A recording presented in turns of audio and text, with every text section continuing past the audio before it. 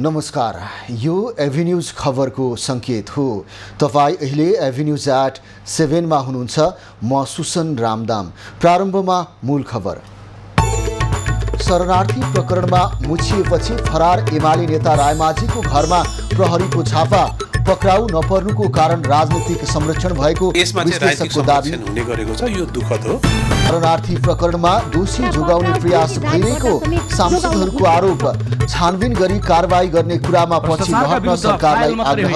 Fire खोल्नुपर्छ मलाई लाग्छ राज्यले।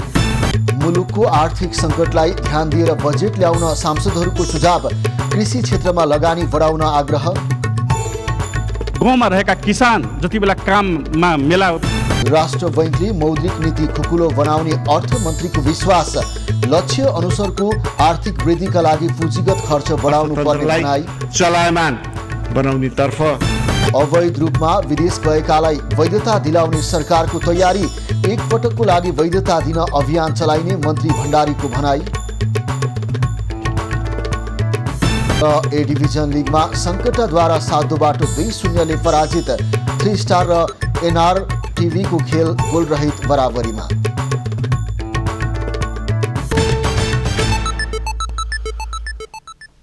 अब खबरको सिलसिला प्रारम्भ गरौँ। रायमाझीको घरमा खान तलासी सम्बन्धी प्रसङ्गबाट। फरार सूचीमा रहेका नेकपा एमाले सचिव तथा प्रतिनिधि सभा सदस्य टोप बहादुर रायमाझीको ललितपुर स्थित घरमा प्रहरीले आज खानतलासी गरेको छ। नक्कली शरणार्थी प्रकरणमा मुछिएपछि फरार रायमाझीको सातो बाटो स्थित निवासमा काठमाडौँ प्रहरी परिसरको टोलीले खानतलासी गरेको हो। अनुसन्धानका क्रममा घरमा खानतलासी भएको प्रहरीको भनाइ छ। नक्कली शरणार्थी प्रकरणमा प्रहरी अनुसन्धानमा तानिएका रायमाझी पक्राउ पूर्जी जारी भएदेखि फरार छन्।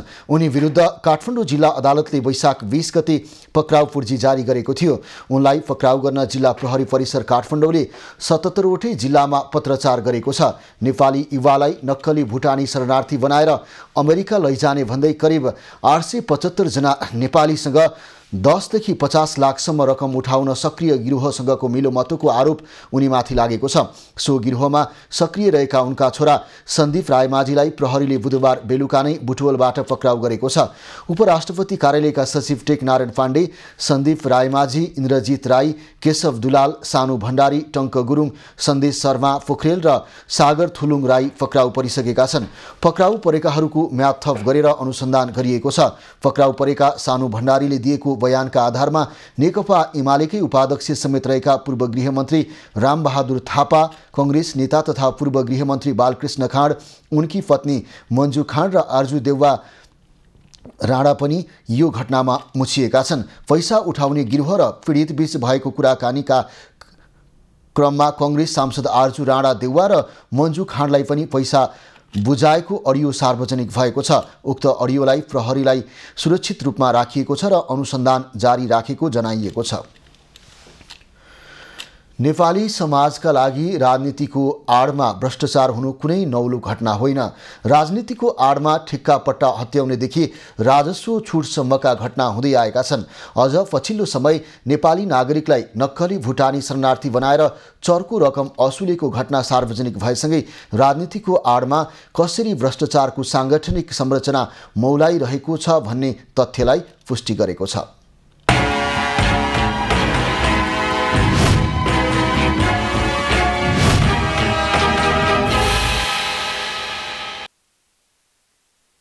नेपालमा हुने गरेका अधिकांश भ्रष्टाचारका घटनामा राजनीतिक संरक्षण हुने गरेको छ।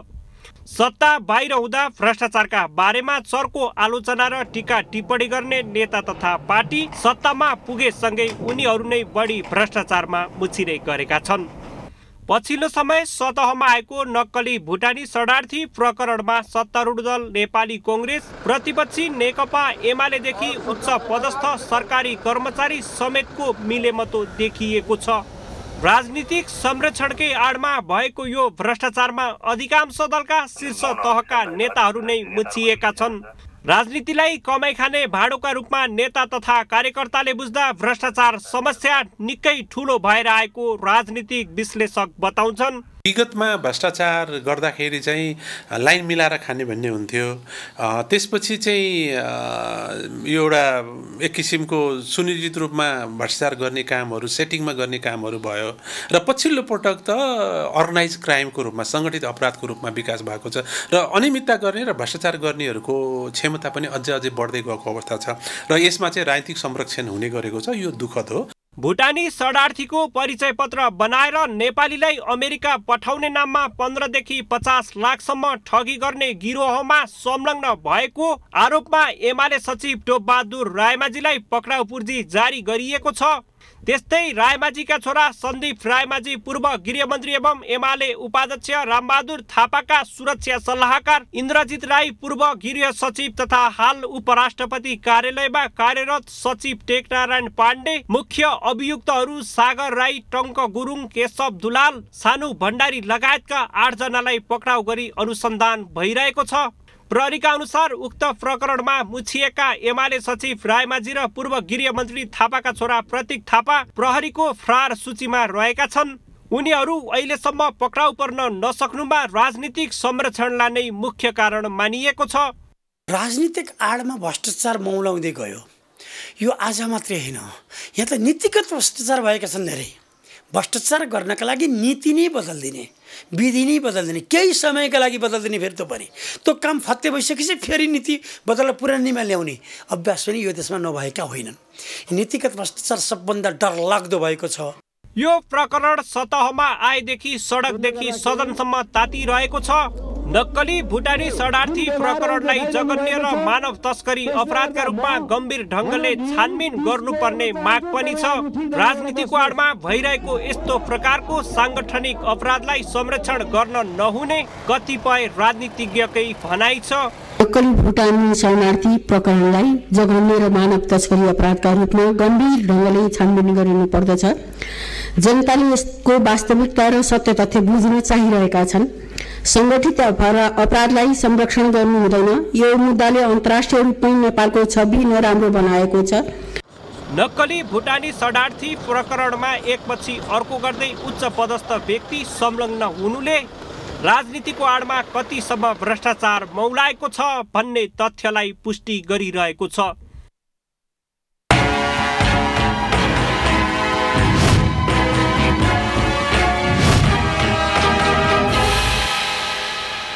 प्रतिनिधि सभा सदस्यहरूले नेपालीलाई नक्कली भुटानी शरणार्थी बनाएर अमेरिका पठाउने नाममा भएको ठगी प्रकरणका दोषी जोगाउने काम हुन नहुने बताएका छन्। आजको प्रतिनिधि सभा बैठकको शून्य समयमा उनीहरूले भुटानी शरणार्थी प्रकरणमा जोडिएका सबैमाथि छानबिन हुनुपर्ने र दोषीमाथि कारबाही गर्नुपर्नेमा जोड दिएका हुन्। माओवादी केन्द्रका सांसद देवेन्द्र पौडेलले नेपालीलाई भुटानी शरणार्थी बनाएर अमेरिका पठाउने घटनाले नेपाल पक्षीय भएर गरिएका सम्झौता र सन्धि विपरीत भएकाले दोषीलाई कारबाही गर्नुपर्ने बताए। नेपाल पक्ष राष्ट्र भएर गरेका कतिपय सन्धि सम्झौताको धज्जी समेत उडेको छ। त्यसकारणले नेपाली नागरिकलाई भुटानी बनाएर विदेशमा पठाउने यस प्रकारका क्रियाकलापमा संलग्न व्यक्तिहरूलाई कुनै पनि हालतमा कुनै पनि कसुरमा नछोड्नको निम्ति र तदारुकका साथ कारबाही गरेर अगाडि बढाएर नेपालको इज्जत बचाउनको निम्ति म विशेष अनुरोध गर्न चाहन्छु सम्माननीय सभामुख महोदय मार्फत। नेपाली कांग्रेसका सांसद तेजुलाल चौधरीले छानबिन कार्यलाई कुनै पनि बहानामा छानबिन र दोषीमाथि कारबाही गर्नबाट सरकार पछि हट्न नहुने बताए। यो ठगी प्रकरणलाई, यो गिरोहलाई जुन किसिमको अहिले चलखेल चलिरहेको छ त्यसलाई पनि कडाभन्दा कडा कारबाही गर्न म जोरदार माग गर्न चाहन्छु।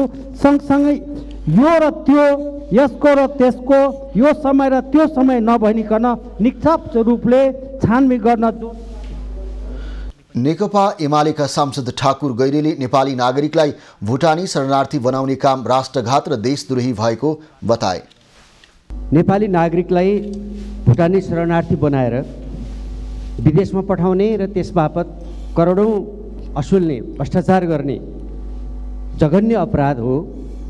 यो भ्रष्टाचारजन्य जघन्य अपराध मात्रै नभएर यो राष्ट्रघात हो, देशद्रोही काम हो।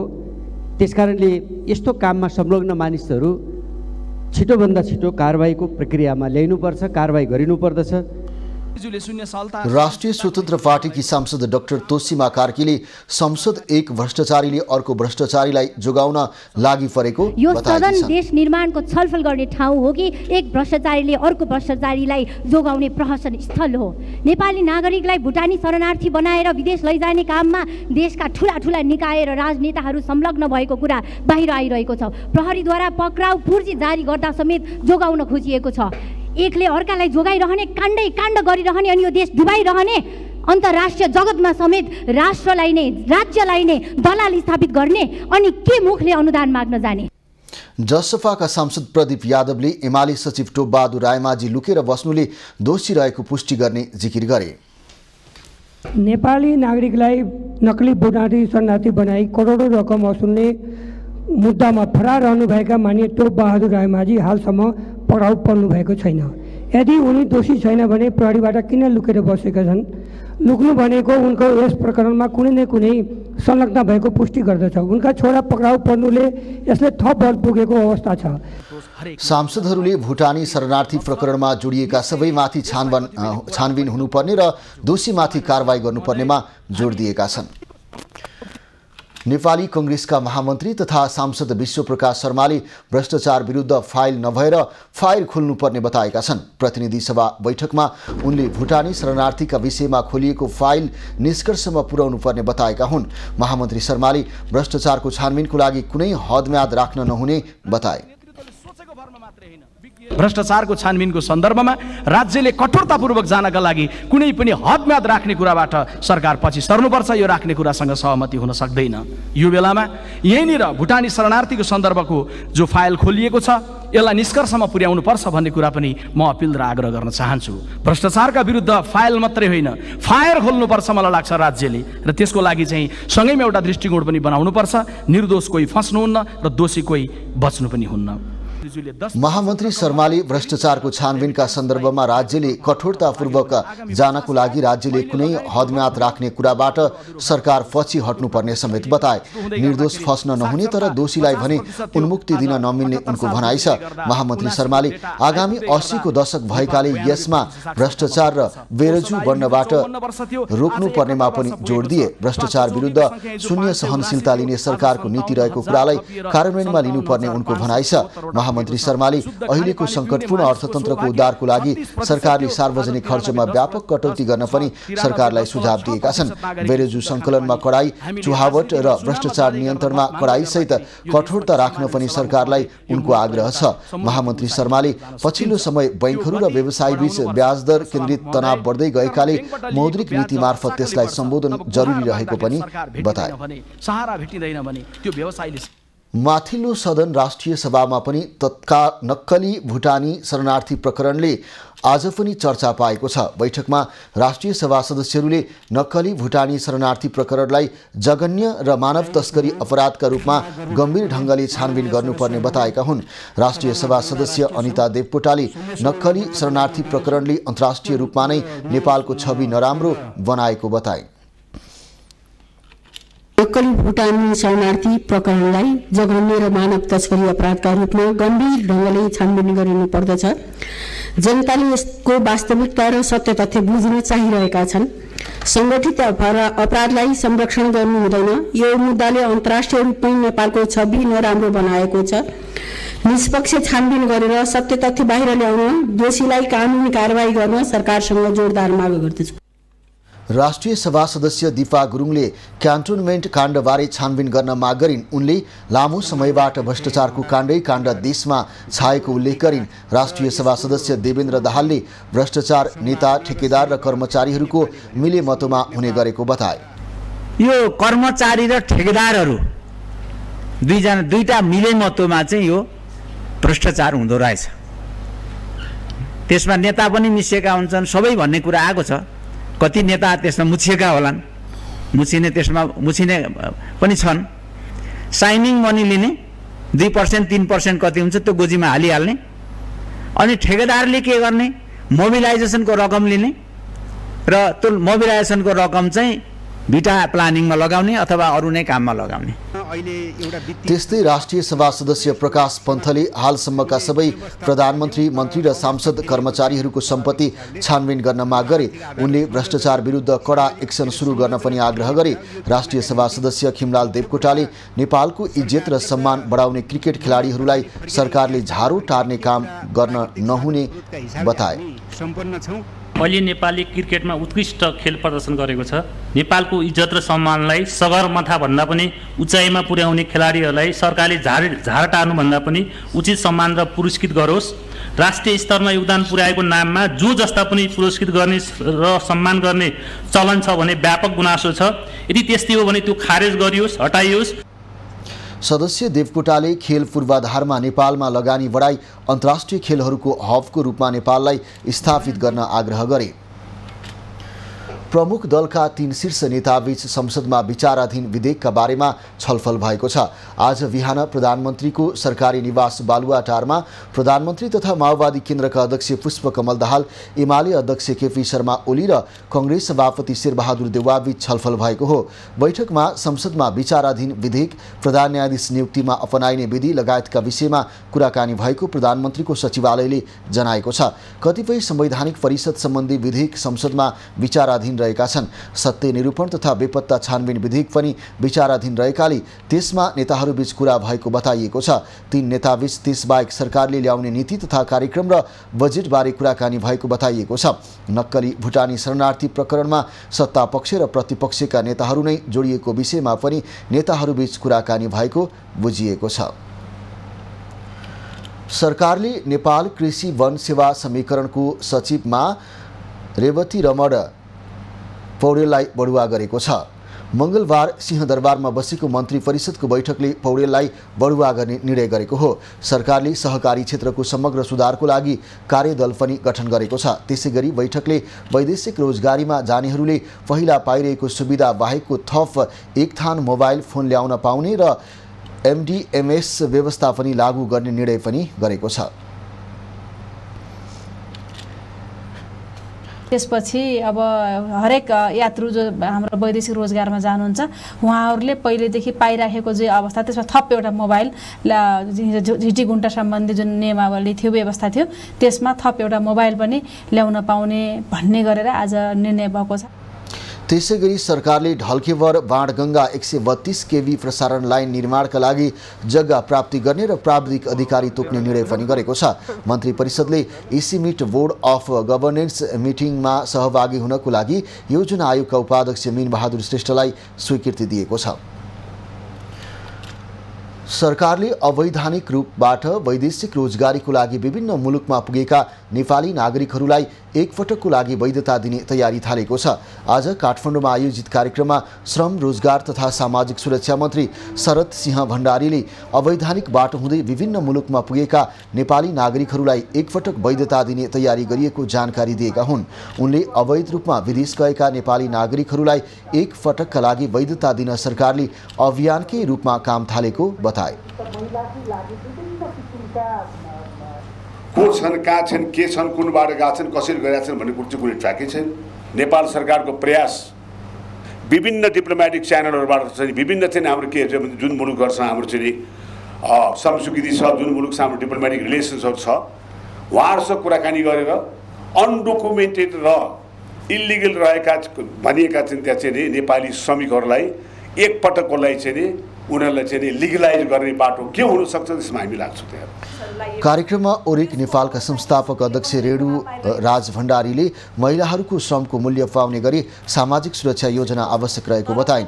महिला आयोगकी सदस्य कृष्ण कुमारी खतिवडाले वैदेशिक रोजगारीबाट अलपत्र बनेर आएका महिलाहरूको व्यवस्थापनको लागि सातै प्रदेशले सोच्न जरुरी रहेको उल्लेख गरिन्। अब राष्ट्रिय महिला आयोगले लौ न यो संस्थामा हाम्रो महिला अलपत्र छ भनेर राखिदिनुहोस् भनेर हामीले अनुरोध गर्नुपर्ने अवस्था छ। दाइ, राज्यको भूमिकामा सातै प्रदेशमा महिलाहरू वैदेशिक रोजगारबाट अलपत्र परेर आए भने राज्यले अभिभावकत्व लिनुपर्छ र व्यवस्थापन गर्नुपर्छ।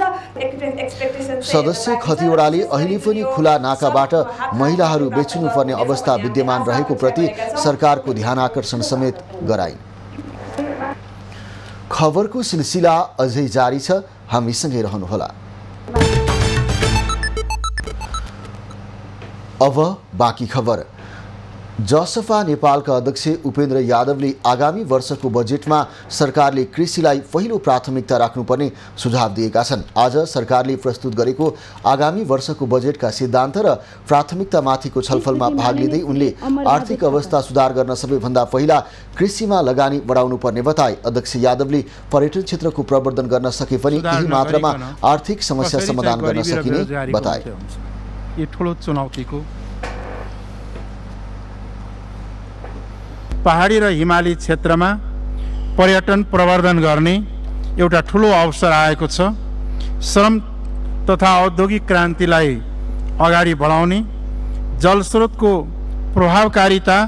प्रभावकारी उपयोगलाई अगाडि बढाउने यी अवसरहरू रहेका छन् र धेरै चुनौतीहरू पनि रहेका छन्। जनमत पार्टीका अध्यक्ष डाक्टर चन्द्रकान्त राउतले सरकारले आगामी बजेट मानव केन्द्रित विकासलाई प्राथमिकता दिएर ल्याउनुपर्ने बताए। सरकारले अहिलेसम्म आवश्यक क्षेत्रमा खर्च गरिरहेको गाउँमा रहेका किसान जति बेला काममा मेलापात गरेर फर्किन्छन्, आफ्नो बच्चाका समक्ष नाचबाप हुन्छन्, उनीहरूको तस्बिर राखेर बजेट बनाउनुहोस् र प्रेम आचार्यज्यूहरूले गरेर खाने वातावरण बनाउनुहोस्, त्यस्तो खालको बजेट बनाउनुहोस् भनेर अनुरोध गर्नु। नेकपा एमालेका सांसद एवं सचिव द्वय योगेश भट्टराई र गोकर्ण विष्टले वर्तमान सत्ता गठबन्धन फेरबदल नभई अर्थतन्त्र चलायमान बन्न नसक्ने टिप्पणी गरे। सरकारका संयन्त्र चलेकै छैन, कर्मचारी तन्त्र चलेकै छैन, कर्मचारीले विश्वास गरेका छैन, विदेशीले विश्वास गरेको छैन, नेपाली लगानीकर्ताले विश्वास गरेको छैन। अब यो जोडी कायम राख्ने कि जोडी बदल्ने कि छोड्ने, अब यो ठाउँमा छलफल गर्नुपर्छ जस्तो लाग्छ। यही जोडी कायम राख्ने हो भने प्रधानमन्त्रीको फिल्म सुपर फ्लप हुने निश्चित छ।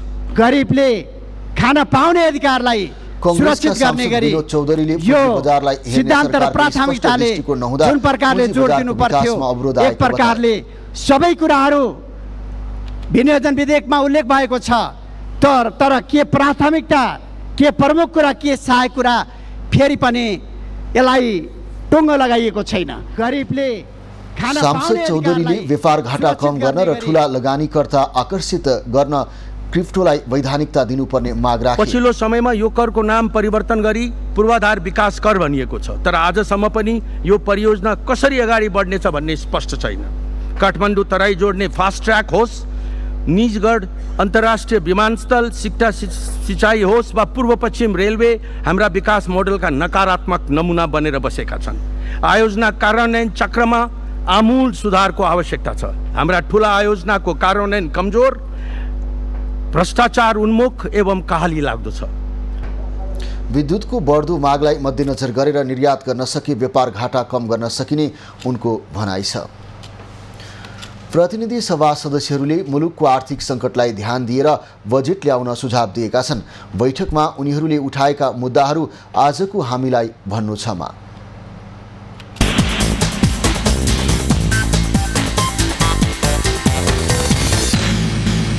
2079 साल माघ 30 गते मन्त्री परिषदको बैठकले सुदूरपश्चिम प्रदेशमा शहीद दशरथ चन्द्र स्वास्थ्य विज्ञान विश्वविद्यालय स्थापना गर्ने निर्णय गरेको थियो। आज यो निर्णय भएको पनि 3 महिना बितिसकेको छ। तत्सम्बन्धी आवश्यक कानुन निर्माण गर्नुपर्ने होला। यो संसदको चालु अधिवेशनमा विधेयक प्रस्तुत गरेर त्यो विश्वविद्यालयलाई नयाँ शैक्षिक सत्रबाट सञ्चालन गर्नका लागि म विशेष माग गर्न चाहन्छु। नेपालगञ्ज, बाँकेको नेपालगञ्ज सहर पश्चिम नेपालको महत्त्वपूर्ण र ऐतिहासिक सहरका रूपमा हामीले चिन्ने गरेका छौँ, तर त्यो सहरलाई व्यवस्थित बनाउनका लागि वर्षौँदेखि वर्षामा चाहिँ नाला नभएर अहिलेका नालाहरू साना भएर नयाँ नाला नबनाएर त्यहाँ डुबान हुने गर्छ। ती नालाहरूलाई सहरभरिका नालाहरूलाई व्यवस्थित गर्न, फराकिला नाला बनाउन सरकारसँग बजेट विनियोजित गरी सहरलाई सुन्दर बनाउनका लागि र व्यवस्थित बनाउनका लागि बजेटको व्यवस्था गरियोस्। दर्जनौं आरक्षण समाधान आयोग गठन गर्ने र कहिले पनि समाधान नहुने भएको हुनाले सरकारले छिटोभन्दा छिटो उच्च स्तरीय समिति गठन गरेर या समाधान गर्नु पर्यो। सुविधा सम्पन्न र क्षमता भएका मान्छेहरू फ्लाइटबाट प्लेनबाट आवत जावत गर्न सक्छन्, तर बिरामी बोकेर आएका एम्बुलेन्सहरू घन्टौँ जाममा पर्दछ। त्यसकारणले सभामुख महोदय, यस्ता संवेदनशील विषयमा सरकारले अत्यन्त द्रुत गतिमा यसको समाधान खोजिनुपर्छ भन्ने लाग्छ। अर्थमन्त्री डाक्टर प्रकाश शरण महतले राष्ट्र बैंकले चाँडै मौद्रिक नीति खुकुलो बनाउने अपेक्षा आफूले राखेको बताएका छन्। आज राष्ट्रिय सभाको बैठकमा बजेटका सिद्धान्त र प्राथमिकताबारे सांसदहरूले उठाएका प्रश्नको जवाफ दिँदै उनले बैंकको ब्याजदर घटेसँगै व्यापारको लागि ऋण लिनेहरूको लागत कम हुने र व्यापार व्यवसाय फस्टाउने बताएका हुन्। अर्थमन्त्री महतले सरकारको तर्फबाट पनि पुँजी खर्च हुन नसक्नु र मौद्रिक नीति बैंकिङ क्षेत्रबाट पुँजी परिचालन चाहे अनुसारको हुन नहुँदा अर्थतन्त्रमा केही समस्या सृजना भइरहेको उल्लेख गरे। लक्ष्य अनुसारको आर्थिक वृद्धिका लागि पुँजीगत खर्चको प्रभाव बढाउन आवश्यक रहेको उनको भनाइ छ। अध्यक्ष महोदय, विनियोजन विधेयक पुँजीगत खर्चको प्रभावकारिता र ब्याज दर घटाएर त्यो चाहिँ राष्ट्र बैंक मार्फत त्यो हुन्छ र त्यसतर्फ चाँडै नै केही पहल कदमी हुनेछ भन्ने मैले विश्वास लिएको छु। त्यस मार्फतबाट हाम्रो अर्थतन्त्रलाई चलायमान बनाउनेतर्फ सरकार केन्द्रित हुनेछ र मलाई आशा छ, विश्वास छ। सम्माननीय अध्यक्ष महोदय, मन्त्री महतले आगामी वर्षको बजेटका लागि स्रोत जुटाउने चुनौती सरकारलाई रहेको पनि बताए। आगामी वर्षको बजेट सीमित वर्गलाई मात्र समेटेर नल्याउने उनको भनाइ छ। यसअघि राष्ट्रिय सभाका सांसदहरूले आगामी बजेटमा फजुल खर्च कटौती र अनावश्यक संरचनाको पुनरावलोकन गर्न अर्थमन्त्रीलाई सुझाव दिएका थिए। प्रदेशले बजेट बाँडफाँड गर्दा जिल्लागत रूपमा सन्तुलन मिलाउने हो, पालिकागत रूपमा सन्तुलन मिलाउने हो। स्थानीय तहले बजेटको सन्तुलन मिलाउँदाखेरि चाहिँ वडागत रूपमा सन्तुलन मिलाउने हो। तर केन्द्रको जुन हामी आज बहस छलफल गर्दैछौँ, केन्द्रले सङ्घीय सरकारले बजेटको सन्तुलन मिलाउने भनेको प्रादेशिक सन्तुलन नै हो। यो सबैभन्दा महत्त्वपूर्ण हो। यो सिद्धान्तको पालना गरियोस्। वास्तविक तथ्याङ्क ल्याउनका लागि सम्मान्य अध्यक्षज्यू मार्फत म अर्थमन्त्रीज्यूलाई अनुरोध गर्न चाहन्छु। बैंकिङ क्षेत्रको तरलता अहिले केही सुधार आएको छ भनिएको छ। अब त्यो सुधार आएको चाहिँ के रहेछ भने, केही समय अघि बैंकहरूले व्यापारी व्यवसायी ऋणीहरूबाट निरन्तर दबाब दिएर ऋण असुल गरेको।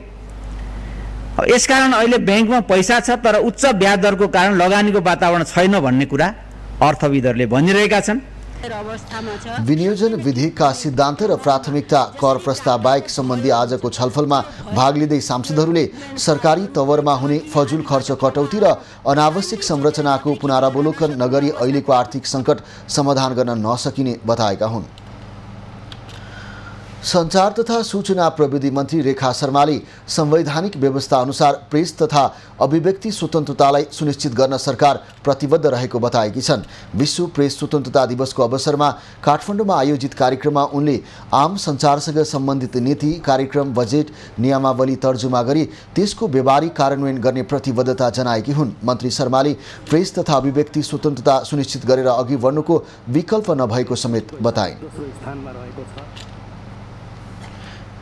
मिडिया क्षेत्रलाई पनि एउटा अरू उद्योग सरह आफ्नो परियोजना डिपोजिट राखेर परियोजनालाई देखाएर पनि बैंकहरूबाट लोन लिएर पनि आफ्नो परियोजना चलाउन सक्ने भन्ने ढङ्गले हाम्रो नीति कार्यक्रममा यो विषय उल्लेख गरेका छौँ र मिडियालाई प्रमोट गर्नको निम्ति सरकारले आफ्ना नीति कार्यक्रम ऐन सबै कुरामा पनि विशेष ध्यान दिनुपर्छ भनेर हामी लागिरहेकै छौँ।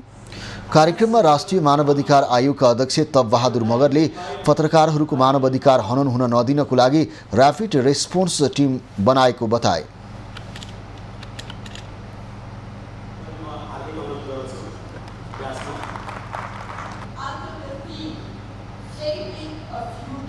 ऱ्यापिड रेस्पोन्स टिम पनि छ। कुनै किसिमको त्यो भइहाल्यो भने तुरुन्तै त्यो टिमले गरेर छानबिन गर्न सक्ने, अघि बढाएर पत्रकार बन्धुहरूलाई चाहिँ सुरक्षा दिन सक्ने अवस्थाहरू हुन्छ।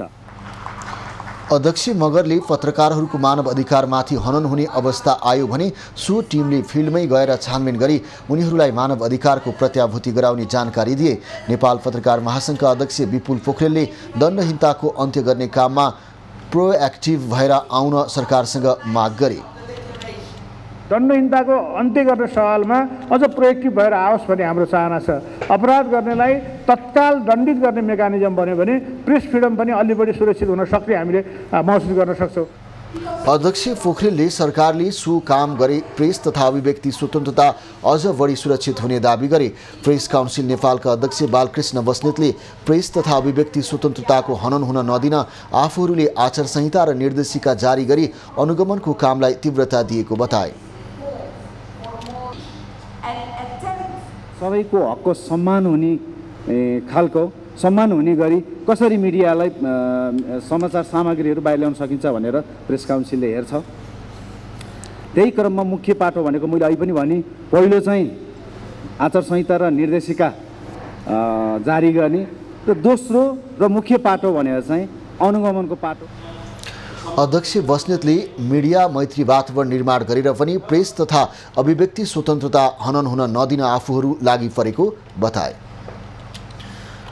राष्ट्रिय सभा अध्यक्ष गणेश प्रसाद तिमिल सिन्हाले वैशाख 24 गतेको सभाको बैठकमा सत्ता पक्षका सदस्य रमेशचन्द्र रायमाझीले प्रयोग गरेको शब्द रेकर्डबाट हटाउन संसद सचिवालयलाई निर्देशन दिएका छन्।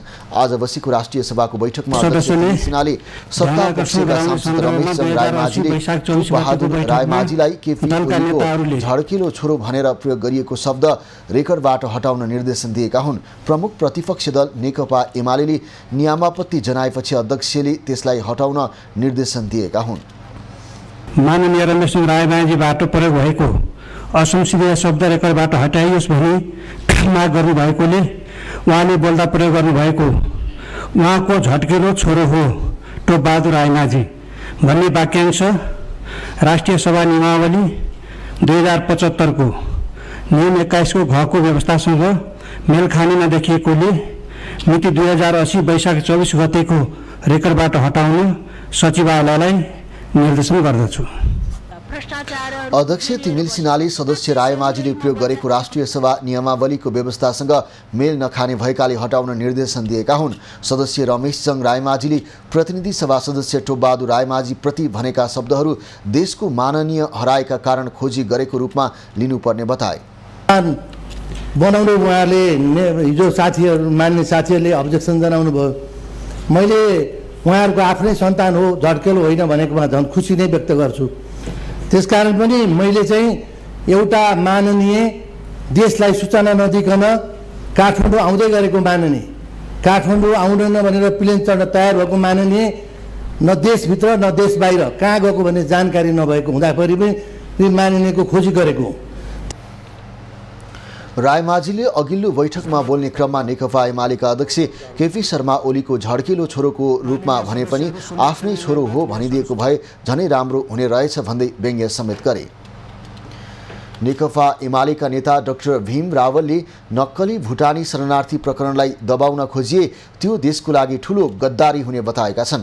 मंगलबार काठमाडौँमा आयोजित एक कार्यक्रममा नेता रावलले पछिल्लो समय भुटानी शरणार्थी प्रकरण दबाउने प्रयास भइरहेको भन्दै मुद्दा कमजोर बनाउने कुचेष्टा नगर्न प्रधानमन्त्री पुष्पकमल दाहाललाई चेतावनी समेत दिए।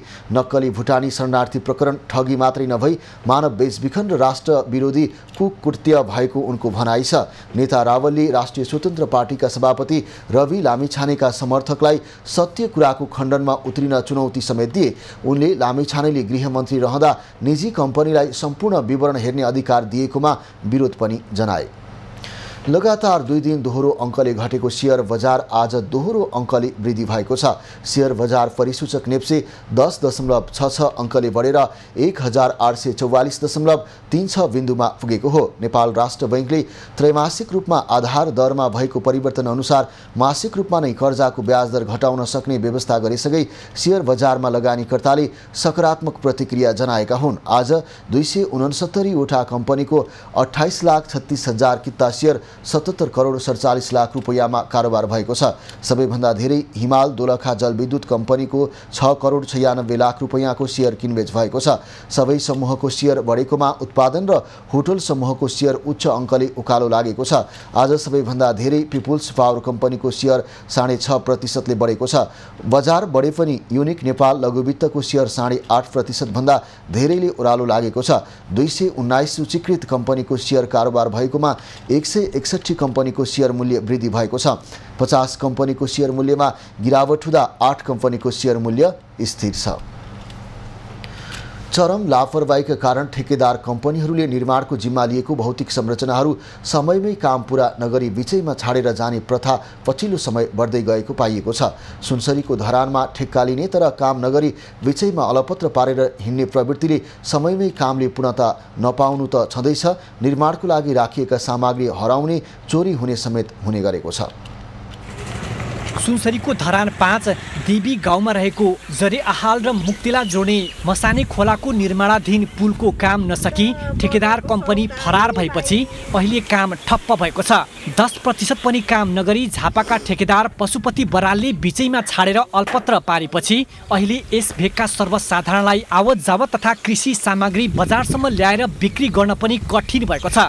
प्रदेश सरकारको आर्थिक सहयोगमा 2074 सालकै जननिर्वाचित प्रतिनिधिहरूले सुरुवात गरेको पुल अहिले अल्पत्र अवस्थामा छ।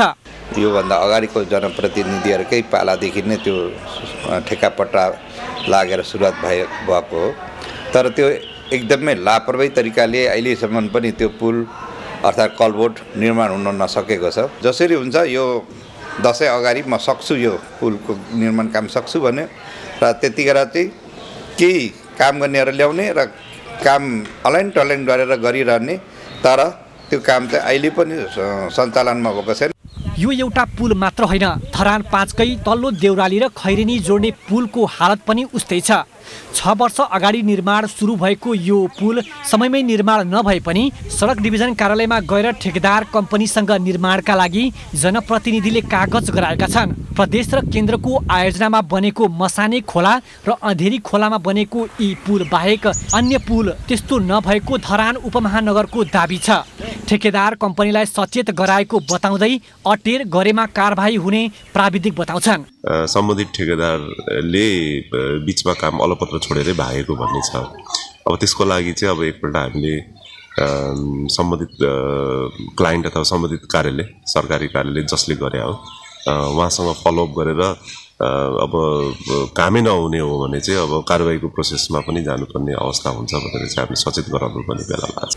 केही समय अगाडि अल्पत्र परेका पुलको अनुगमन गरेको बताउने जनप्रतिनिधिले पनि अधुरा काम पूरा गराउन दबाब दिन सकेका छैनन्। मसाने खोलामा जो पुल निर्माण गर्ने पशुपति बराल त्यसको प्रोभाइडर रहेछन्। वर्ल्ड वाइड कन्स्ट्रक्सन दमकले चाहिँ त्यो टेन्डरमा पारेको रहेछ। अहिले पूर्वाधारका चाहिँ सिओसँग मैले कुरा गरेका थिएँ होइन, एउटा चाहिँ त्यो पुल नै अलपत्र पार्ने जुन काम गरेको छ त्यो त गलत हो नि त। कि उसले टेन्डरै नपार्नु पर्थ्यो, टेन्डर नलाउनु पर्थ्यो, टेन्डर बिट गरेपछि त्यो चाहिँ कार्य सम्पन्न गर्नु पर्यो। हेर्नुहोस्, ठेकेदार कम्पनीले बिचैमै काम छाडेर हिँड्ने गरेका कारण निर्माण कार्यमा निकै ढिला सुस्ती भइरहेको देखिन्छ। कम मूल्यमा टेन्डर पार्ने र लागत एस्टिमेट बढेपछि काम छाडेर ठेकेदार कम्पनीहरू भाग्ने गरेकाले योजनाहरू अल्पत्र पर्ने गरेका छन्। सम्बन्धित निकायले यस्ता ठेकेदार कम्पनीलाई कारबाहीको प्रक्रिया अगाडि नबढाउने, कालो सूचीमा नराख्ने गरेकाले पनि ठेकेदारले ठेक्का लिने र बिचैमै छाड्ने प्रवृत्ति बढेको देखिन्छ। विनय प्रधान, धरान। भोजपुरको तिवारी भन्ज्याङ अधेरी घाट सडक अन्तर्गत 11 किलोमिटर सडक स्तरोन्नतिको कामले तीव्रता पाएको छ।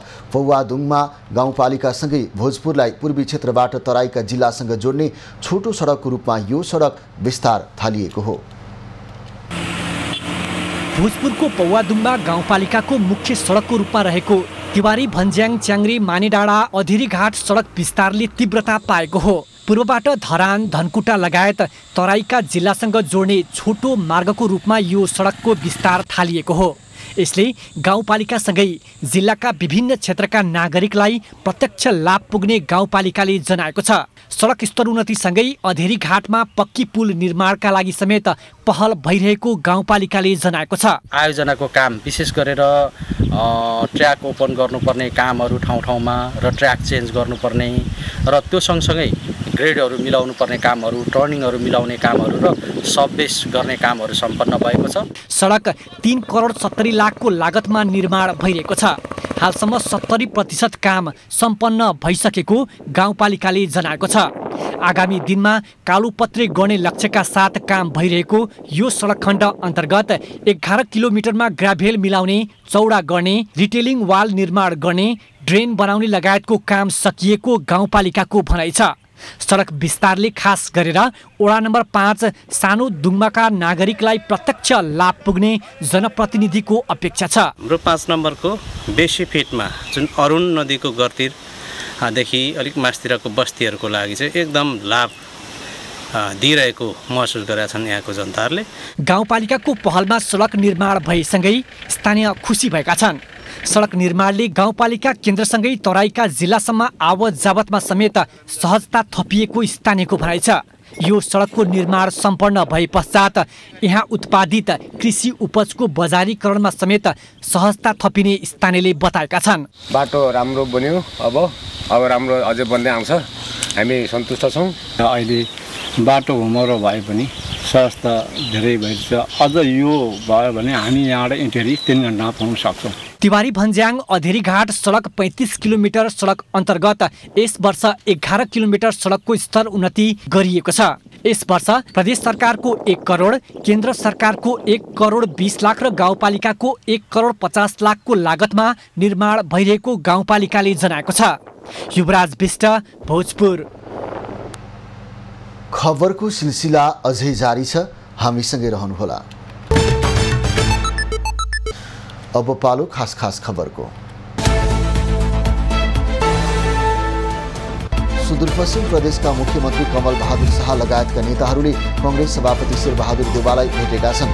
प्रदेशमा सरकार विस्तारमा शीर्ष नेताहरूलाई सहमति गर्न दबाब दिँदै मुख्यमन्त्री शाह सहितका नेताले आज भेट गरेका हुन्। प्रदेश सरकार विस्तारमा केन्द्रमा सहमति जुटाउन भेटमा शाहले आग्रह गरेका छन्। नेकपा एकीकृत समाजवादीका अध्यक्ष माधव कुमार नेपाल र नेकपा एकता राष्ट्रिय अभियानका अध्यक्ष वामदेव गौतम बीच भेटवार्ता भएको छ। आज एकीकृत समाजवादीको केन्द्रीय कार्यालयमा अध्यक्षद्वय नेपाल र गौतम बीच भेटवार्ता भएको हो। भेटमा एकताका विषयमा कुराकानी भएको बताइएको छ। लुम्बिनी प्रदेशको प्रदेश योजना आयोगको उपाध्यक्षमा डाक्टर नहकुल केसी नियुक्त भएका छन्। आज बसेको प्रदेश मन्त्री परिषद बैठकले स्थानीय विकास विज्ञ डाक्टर केसीलाई प्रदेश योजना आयोगको उपाध्यक्षमा नियुक्त गरेको हो। दाङ निवासी केसी गरिबी निवारण कोषको पूर्व कार्यकारी निर्देशक समेत हुन्। पछिल्लो 24 घण्टामा देशभर 51 जना कोरोना संक्रमित थपिएका छन्। 1902 वटा नमुना परीक्षण गर्दा पीसीआरमा 26 र एन्टिजेनमा 25 जनामा संक्रमण पुष्टि भएको हो। देशभर रहेका 147 सक्रिय संक्रमित मध्ये 6 जना आइसियु र 1 जना भेन्टिलेटरमा उपचार गराइरहेका छन्। सरकारले दादुराका लक्षण देखिएमा हेलचेक्राइ नगर्न आग्रह गरेको छ। स्वास्थ्य तथा जनसङ्ख्या मन्त्रालयले सूचना निकाल्दै हेलचेक्राइ गरेमा अकालमै ज्यान जान सक्ने भएकाले हेलचेक्राइ नगर्न आग्रह गरेको हो। पछिल्लो समय दादुरा रोगको संक्रमण बढ्दै गरेकाले यस्तो आग्रह गरिएको हो। नक्कली भुटानी शरणार्थी बनाउने कार्यमा संलग्नलाई कारबाहीको माग गर्दै बृहत नागरिक आन्दोलनले विरोध प्रदर्शन गर्ने भएको छ। नेपालीलाई भुटानी शरणार्थी बनाउँदै ठग्नु र मानव तस्करी गर्नु संगठित अपराध भएको बृहत भन्दै नागरिक आन्दोलनले बुधबार दिउँसो भद्रकालीमा प्रदर्शन गर्ने भएको हो। घटनाले नेपालको राजनीतिक र प्रशासनिक नेतृत्वको मिलोमतोमा भइरहेको आपराधिक क्रियाकलापलाई उजागर गरेको नागरिक आन्दोलनको भनाइ छ। बढुवा भएका नेपाल प्रहरीका 18 जना प्रहरी वरिष्ठ उपरीक्षक एसएसपीको पदस्थापन गरिएको छ। गृह मन्त्रालयले पदस्थापनसँगै 12 जना एसएसपीको सरुवा समेत गरेको छ। बढुवा भएपछि पदस्थापन र सरुवा नियमित प्रक्रिया भएको मन्त्रालयले जनाएको छ। अब पालो एभिन्यूज 8 मौसमको।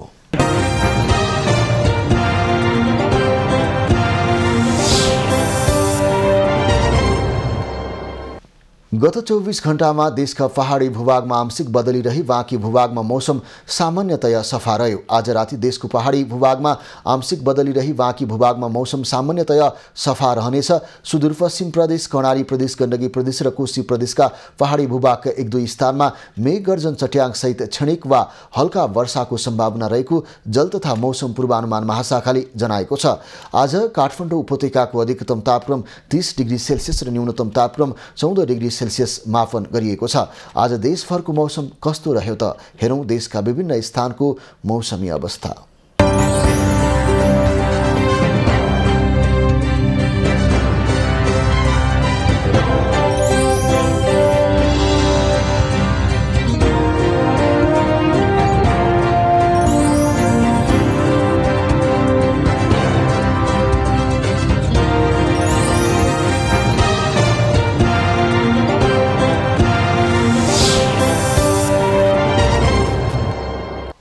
अहिलेलाई खबरको क्रम यति नै। एभिन्यूज खबरका यी सहित अन्य विस्तृत खबरको लागि www.avnews.tv लगइन गर्न सक्नुहुनेछ।